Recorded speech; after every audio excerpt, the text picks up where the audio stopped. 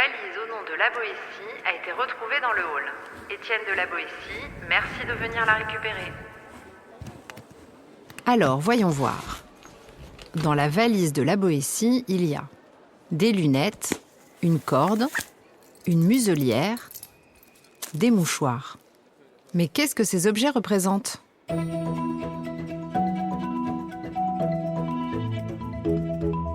Tout d'abord, étudions ces lunettes. Elles représentent la jeunesse et la formation d'Étienne de la Boétie pour une raison simple.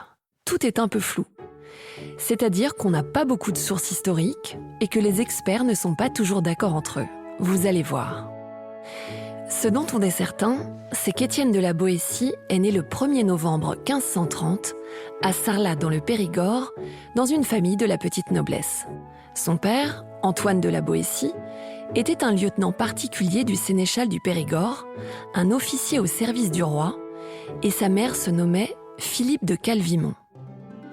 Alors oui, c'est étonnant, mais sa mère s'appelait Philippe. Philippe pouvait être un nom féminin à l'époque. On connaît peu de détails de la jeunesse d'Étienne, qui grandit dans un milieu cultivé.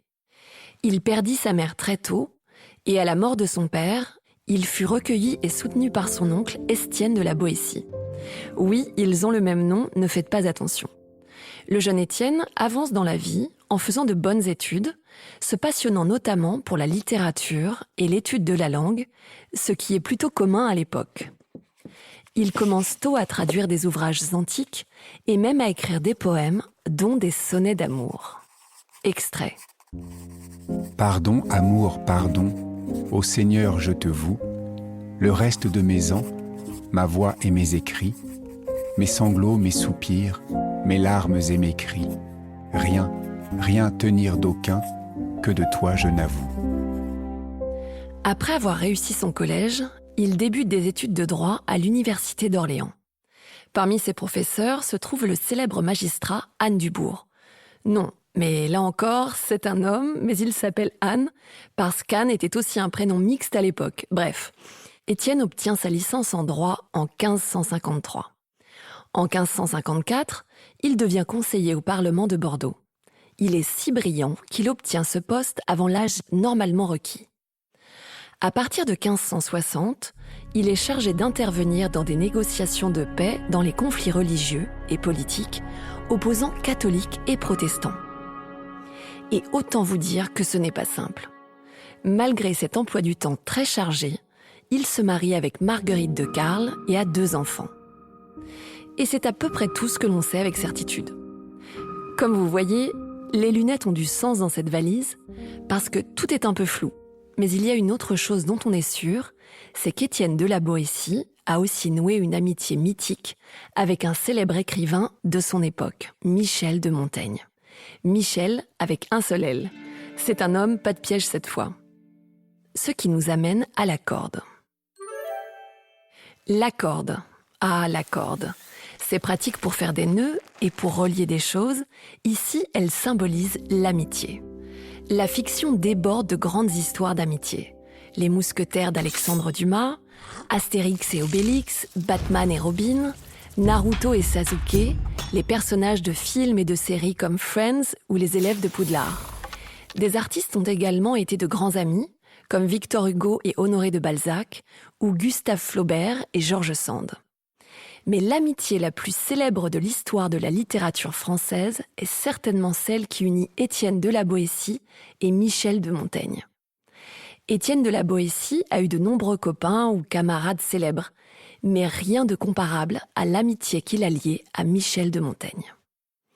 Une fois encore, les experts ne sont pas sûrs de savoir comment les deux se sont rencontrés, mais on estime que leur rencontre a dû avoir lieu vers 1558. Ils devinrent très vite proches. On le sait parce qu'on doit à Michel de Montaigne une œuvre très célèbre qui s'appelle Les Essais. D'accord, il vient de Bordeaux, mais il ne s'agit pas de rugby. Les Essais sont des textes écrits par Montaigne à propos de plein de sujets différents. La tristesse, les menteurs, les cannibales. Et parmi ces essais les plus célèbres, il y a celui qui s'appelle « Sur l'amitié », dans lequel il déclare à propos d'Étienne: Si on insiste pour me faire dire pourquoi je l'aimais, je sens que cela ne peut s'exprimer qu'en répondant parce que c'était lui, parce que c'était moi. Et à notre première rencontre, qui se fit par hasard au milieu d'une foule, lors d'une grande fête dans une ville, nous nous trouvâmes tellement conquis l'un par l'autre, comme si nous nous connaissions déjà, et déjà tellement liés, que plus rien dès lors ne nous fut aussi proche que nous ne l'étions l'un pour l'autre. Le mot est dit, lié, ce qui explique la présence d'une corde dans cette valise. Et liés, les amis le sont encore aujourd'hui. Difficile de parler de l'un sans évoquer l'autre. Dans ce très beau texte, Montaigne s'interroge sur la nature des amitiés, prenant toujours comme comparatif l'amitié puissante et exceptionnelle qui l'unit à Étienne, qu'il appelait son frère. Quand ils n'étaient pas ensemble, ils s'écrivaient souvent. Leur amitié est si célèbre qu'on la retrouve même citée dans la chanson « Les copains d'abord » de Georges Brassens. Et ce qui est particulier dans leur amitié, c'est aussi que Montaigne connaissait la Boétie avant même de l'avoir rencontrée, grâce à son texte le plus célèbre, le discours de la servitude volontaire. La muselière. Ce qui nous amène à la muselière. Vous savez, cet objet que l'on met sur le museau des chiens pour éviter qu'ils mordent ou aboient. Et cet objet très symbolique va nous permettre de parler de l'œuvre la plus célèbre d'Étienne de la Boétie. Le discours sur la servitude volontaire, également appelé le contraint. On suppose que le discours de la servitude volontaire aurait été rédigé vers 1548 par un tout jeune Étienne de la Boétie, à peine âgé de 18 ans. La muselière va nous permettre de nous souvenir de deux choses importantes.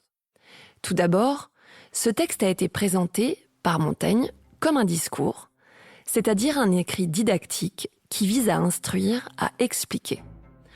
Ensuite, c'est un discours qui permet de parler de domination, de perte de liberté et de censure. Montaigne, dans son texte sur l'amitié, décrit ainsi la genèse de l'œuvre. C'est un discours auquel il donna le nom « la servitude volontaire ». Mais ceux qui ignoraient ce nom-là l'ont depuis, judicieusement, appelé le contre-un. Il l'écrivit comme un essai, dans sa prime jeunesse, en l'honneur de la liberté et contre les tyrans. Il circule depuis longtemps entre les mains de gens cultivés et y est très estimé, à juste titre, car il est noble et aussi parfait que possible. Montaigne poursuit en parlant du génie de son jeune ami et de l'originalité de ce discours. Dans ce texte, la Boétie pose en effet la question de l'autorité et tente d'analyser les rapports de domination entre une population et un tyran. Ces interrogations de départ sont plutôt simples. Pourquoi accepte-t-on d'obéir ? Comment expliquer que des millions de personnes acceptent d'en servir une seule ou une poignée ? Comment se fait-il qu'on tolère la domination sans se révolter ? Question simple, mais sujet complexe. Et le discours de la Boétie est très moderne. Au lieu de se contenter d'attaquer les méchants tyrans, il critique également le peuple qui accepte sa condition.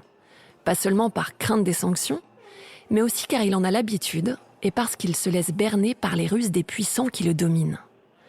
Comme les maîtres mettent des muselières à leurs chiens, les tyrans matent et soumettent leur peuple qui doit se révolter.